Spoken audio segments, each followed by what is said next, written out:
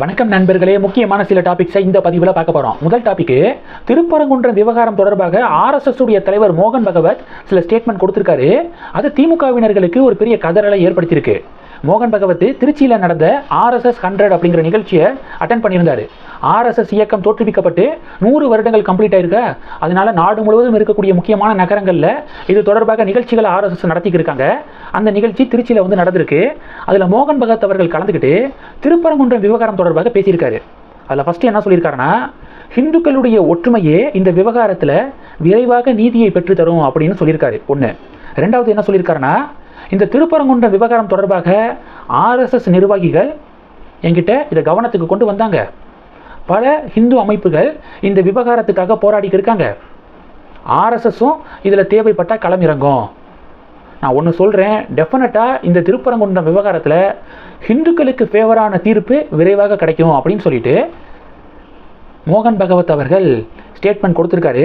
இந்த ஸ்டேட்மெண்ட்டு இப்போ திராவிடியன் ஸ்டாக்ஸுக்கு பெரிய மன உளைச்சலையும் கதறலையும் ஏற்படுத்தியிருக்கு.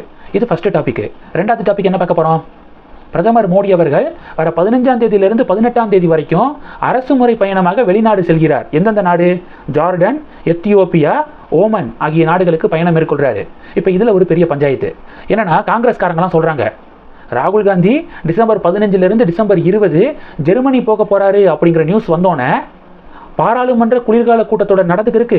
இந்த நேரத்தில் மக்களவையுடைய எதிர்க்கட்சி தலைவர் எதுக்காக ஃபாரின் ட்ரிப்பு போகிறாரு அப்படின்னு சொல்லிட்டு பாஜகவினர் கேள்வி எழுப்புனாங்களே, அதே தான் நாங்களும் கேட்குறோம். பாராளுமன்ற குளிர்கால கூட்டத்தொடர் நடந்துக்கு இருக்கிற இந்த நேரத்தில் ஏன் பிரதமர் வெளிநாட்டு பயணம் மேற்கொள்கிறாரு அப்படின்னு சொல்லிட்டு காங்கிரஸ்காரங்க கேள்வி கேட்குறாங்க.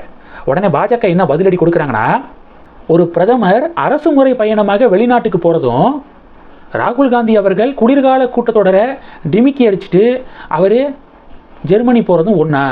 இப்போ ராகுல் காந்தி ஜெர்மனிக்கு போகிறதுனால நாட்டுக்கு என்ன நல்லது நடக்க போகுது? ஆனால் மோடி அவர்கள் வெளிநாட்டு பயணம், அரசு முறை பயணம் போகிறதுனால தான் இன்றைக்கி இந்தியா இவ்வளவு ஸ்ட்ராங்காக இருக்குது. ஒவ்வொரு நாட்டுக்கும் போய் அந்த நாட்டில் சிறப்பான விஷயங்கள் எது அப்படிங்கிறத பார்த்து அதை நம்ம நாட்டுக்கு கொண்டு வராரு. அதனால தான் இன்றைக்கி வலிமையான நாடாக இந்தியா இருக்குது அப்படின்னு பாஜக சொல்கிறாங்க. இது ரெண்டு. மூணாவது டாபிக் என்ன பார்க்க போகிறோம்? பவன் கல்யாண் இருக்கார்ல, அவர் திருப்பரங்குன்றம் விவகாரம் தொடர்பாக நேற்று செய்தியாளர்களை சந்திச்சிருக்காரு. அதில் என்ன சொல்லியிருக்காருன்னா, கோவிலுக்கு சென்று இறைவனை கையெடுத்து கும்பிடும் இந்துக்கள் தங்களது நம்பிக்கைக்கு எதிரான கட்சி தலைவர்களை கேள்வி கேளுங்கள் அப்படின்னு சொல்லியிருக்காரு. ஒரு சில மாநில அரசுகள் இந்துக்களை மொழி ரீதியாகவும் ஜாதி ரீதியாகவும் பிராந்தியம் அடிப்படையிலும் பிரித்து ஒன்று சேர விடாமல் தடுத்து வைத்திருக்கிறார்கள் அப்படின்னு பவன் கல்யாண் பேசியிருக்காரு. மறுபடியும் சொல்கிறேன், கோவிலுக்கு சென்று இறைவனை கையெடுத்து கும்பிடும் இந்துக்கள் தங்களது நம்பிக்கைக்கு எதிரான கட்சி தலைவர்களை கேள்வி கேளுங்கள். ஒரு சில மாநில அரசுகள் இந்துக்களை மொழி ஜாதி பிராந்தியம் அடிப்படையில் பிரித்து ஒன்று சேர விடாமல் தடுத்து வைத்திருக்கிறார்கள் அப்படின்னு பவன் கல்யாண் பேசியிருக்காரு. எப்படிப்பட்ட சத்தியமான வார்த்தைகள் அப்படின்னு பாஜகவினர் பவன் கல்யாணுக்கு பாராட்டு தெரிவிக்கிறாங்க. இது மூணாவது டாபிக். இந்த 3 டாபிக்ஸை பற்றி உங்களுடைய பார்வைகளை மறக்காமல் கமெண்ட் பண்ணுங்கள். தொடர்ந்து கணக்கில் இருங்க. அடுத்தடுத்து நிறையா பதிவுகளை பார்க்க போகிறோம். நன்றி. ஜெய் ஹிந்த்.